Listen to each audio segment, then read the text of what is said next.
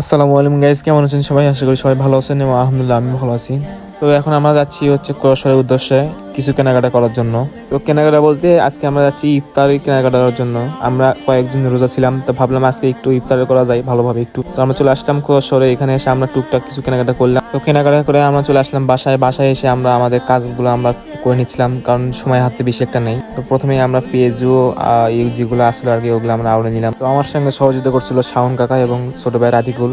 তো আমি কিছু কাজ করতেছিলাম আর কি। তো ওইদিকে শাওন কাকা পানিটা মিক্সড করে নিচ্ছে আর কি, স্যালাইনের পানি। তো সবকিছু মিক্সড করার পরে সর্বশেষ ছিল মুড়ি, তো সেটা নিয়ে আমরা মাখাই নিচ্ছে এখন। তো মাখাই নেওয়ার সময় আমাদের রমজানের কথা মনে পড়ে গেছিল যে রমজান আর বেশি দিন নেই। আর আজান দেওয়ার সাথে সাথে আমরা সবাই ইফতারটা করে নিলাম।